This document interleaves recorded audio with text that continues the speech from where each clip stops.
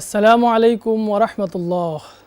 আলহামদুলিল্লাহ রব্বিল আলমিন ওসলাতু ওয়াসসালামু আলা রসুলিহিল আমিন ওয়ালা আলিহি ও আসহাবিহি আজমাইন আম্মা বাদ।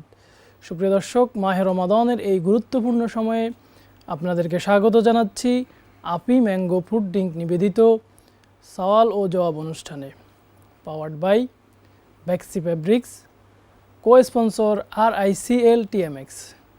সুপ্রিয় দর্শক, পুরো অনুষ্ঠান জুড়ে আপনাদের সাথে আছি আমি মোহাম্মদ সাজিদুল ইসলাম। আমাদের এই অনুষ্ঠানে আমরা প্রতিদিন এক একজন বিজ্ঞ ইসলামিক স্কলারকে আমন্ত্রণ জানিয়ে থাকি। আজকেও আমরা একজন অতিথিকে আমন্ত্রণ জানিয়েছি, অতিথির সাথে আপনাদেরকে পরিচয় করিয়ে দিচ্ছি। আমাদের সাথে আজকে উপস্থিত আছেন মুফতি এজাজুল ইসলাম, পেশ ইমাম, শেখ দিলু ব্যাপারী, ওয়াকফ স্টেট মসজিদ, মগবাজার, ঢাকা। আসসালামু আলাইকুম রহমতুল্লাহি ওয়া বারাকাতুহু। ওয়ালাইকুম আসসালাম রহমতুল্লাহ। শাইখ কেমন আছেন? আলহামদুলিল্লাহ, ভালো আছেন? জি আলহামদুলিল্লাহ। আমাদের আজকের বিষয় হচ্ছে ইসলামে মানব সেবার গুরুত্ব। তো আপনার কাছে আমার প্রথম প্রশ্ন হচ্ছে, ইসলামে মানব সেবার ব্যাপারে কি কি দিক নির্দেশনা রয়েছে? ইন্নাল হামদুলিল্লাহ ওয়াসসালাতু ওয়াসসালামু আলা রাসূলিল্লাহ আম্মা বা'দ। মানব সেবা এটা হচ্ছে এমন একটি কথা যেখানে আপনার মানব বলতে সে ইসলাম ধর্মের হোক, ইহুদি ধর্মের হোক, যে কোনো ধর্মের হোক, যে কোনো বর্ণের হোক, সমস্ত ক্ষেত্রে ইসলাম মানুষদের সেবা করার কথাই বলেছেন। ইসলাম কখনোই মানুষকে কষ্ট দেওয়ার কথা বলেন নাই। এবং শুধু মানুষ নয়, আপনার বিভিন্ন প্রাণীর ক্ষেত্রেও ইসলাম সুন্দর কথা বলেছেন। কোনো প্রাণীকে কষ্ট দেওয়া ইসলামে জায়েজ নাই, ইসলাম এটাকে সমর্থন করে না। এবং ইসলামের মধ্যে রাসূলুল্লাহ সাল্লাল্লাহু আলাইহি ওয়াসাল্লাম বলেছেন, ইন্নাদ-দীনা আন-নাসিহা, ইন্নাদ-দীনা আন-নাসিহা, ইন্নাদ-দীনা আন-নাসিহা, তিনবার বলেছেন। এটার অর্থ হচ্ছে যে নিশ্চয়ই ইসলাম ধর্ম অন্যের কল্যাণ কামনা করাটাই হচ্ছে ইসলাম ধর্ম। অন্যের কল্যাণ কামনা করাটাই হচ্ছে ইসলাম ধর্ম। সুতরাং ইসলাম ধর্মে অন্য মানুষের কল্যাণ কামনা করাটাই ইসলাম আমাদেরকে শিক্ষা দেয়।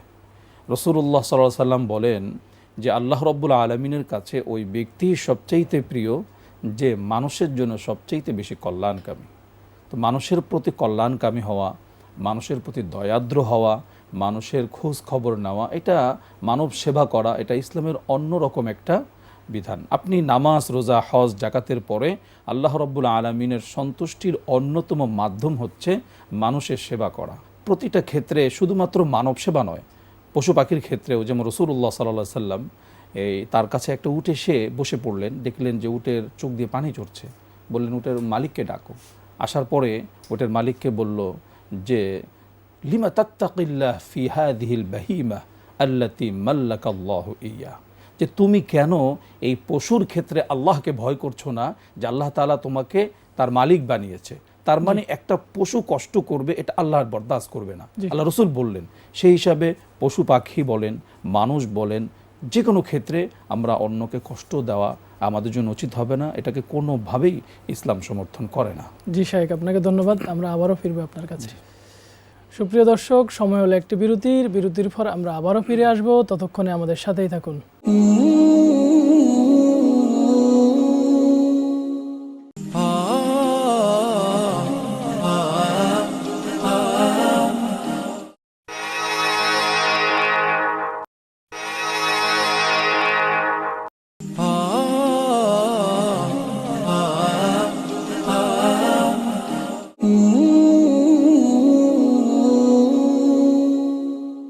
সুপ্রিয় দর্শক, বিরতির পর আবারও ফিরে এলাম। আপনারা দেখছেন আপি ম্যাঙ্গো ফ্রুট ড্রিঙ্ক নিবেদিত সওয়াল জবাব অনুষ্ঠান, powered by Baxy fabrics, co sponsor RICL TMX।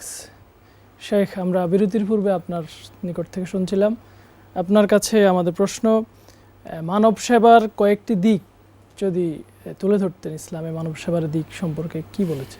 ইসলামে মানব সেবার অনেকগুলো দিক রয়েছে। এর মধ্যে আমরা কয়েকটি দিক নিয়ে আলোচনা করতে পারি অল্প সময় যেহেতু। যেমন কোরআনের মধ্যে আল্লাহ তাআলা নাজিল করেছেন যে ইয়াসআলুনাকা মাযা ইউনফিকুন, হে রাসূল, মানুষের আপনার কাছে জিজ্ঞাসা করবে মাযা ইউনফিকুন, কোন কোন খাতে তারা ব্যয় করবে, খরচ করবে। তখন আপনি বলে দেন তোমরা খরচ করো ফালিল ওয়ালিদাইন, পিতামাতার খেদমতে তোমরা খরচ করো। আমরা এখন দেখা যায় যে আমরা এমন সময় হয় যে আমরা বন্ধুবান্ধবদের সাথে আড্ডায় বসে অনেক টাকা খরচ করি, কিন্তু পিতামাতার খোঁজ নেই না, পিতামাতার কী লাগবে, কি প্রয়োজন তাদের, অথচ এই পিতামাতা আমাদের জন্য কত কষ্ট করেছে। ওয়াকফিদুল্লাহুমা জানাহা যুল্লি মিনার রাহমাহ, আল্লাহ বলেছেন যে তোমাদের স্নেহের ডানাটাকে পিতামাতার জন্য বিছিয়ে দাও, তারা যে উফ শব্দটি করবে এটাও যেন না করে। এরপরে কোরআনের মধ্যে আছে ফালিল ওয়ালিদাইনি ওয়াল আকরাবিনা, নিকট আত্মীয় স্বজন থাকতে পারে। এখন আমরা যারা গরিব আত্মীয় স্বজন আছে নিকটতম, তাদের খোঁজ নাও, ভাই বোন, ফুফু, খালা, মামা, তো এদের খোঁজ নেব আমরা। যদি তারা অর্থনৈতিকভাবে দুর্বল হয়ে থাকে আমরা তাদের সেবা করব। ওয়াল আকরাবিনা ওয়াল ইয়াতামা, ইয়েতিমদের আমরা খোঁজ নিতে পারি। কেউ যদি একজন ইয়েতিমের দায়িত্ব পালন করে, কিয়ামতের দিন যে ইয়েতিমের দায়িত্ব পালন করবে সে এবং রাসূলুল্লাহ সাল্লাল্লাহু আলাইহি সাল্লাম এইভাবে তারা পাশাপাশি, দুই আঙুল যেরকম পাশাপাশি, এরকম পাশাপাশি জান্নাতে অবস্থান করবে। এরপরে এই কোরআনের মধ্যে আছে ওয়া আম্মাস সাইলা ফালা তানহার, যে যারা দরিদ্র আছে, যারা মানুষের কাছে চায়, তাদেরকে ধমক দিও না। এটা কোরআনের মধ্যে স্পষ্ট নিষেধ আছে যে ওয়া আম্মাস সাইলা ফালা তানহার, দরিদ্র যারা আছে, যারা মানুষের কাছে চায়, তাদেরকে তোমরা ধমক দিও না, তাদেরকে পারলে সহযোগিতা করো, সহযোগিতার হাত বাড়িয়ে দিও। তো এই খাতগুলোতে আমরা দেখতে পারি যে এই সমস্ত ক্ষেত্রে আমরা এই ইসলামে মানুষের সেবা করতে পারি। পিতামাতা, আত্মীয় স্বজন, এতিম, এরপরে বিধবা আছে, বিধবাদের খোঁজ নেওয়া, তাদের জন্য কর্মের ব্যবস্থা করে দেওয়া, এরপরে আপনার অসুস্থ ব্যক্তিদেরকে সেবা করা, প্রতিবেশীর খোঁজ খবর নেওয়া, দারিদ্রদের খোঁজ খবর নেওয়া, এই বিষয়গুলোর প্রতি আমরা অত্যন্ত নজর দিতে পারি। যদি আমরা যার যার অবস্থান থেকে আমরা এই বিষয়গুলোর দিকে নজর দেই, আমাদের সমাজের চিত্রটা পাল্টে যাবে ইনশাআল্লাহ। জি শাইখ, আপনাকে অসংখ্য ধন্যবাদ কষ্ট করে আমাদেরকে সময় দেওয়ার জন্য।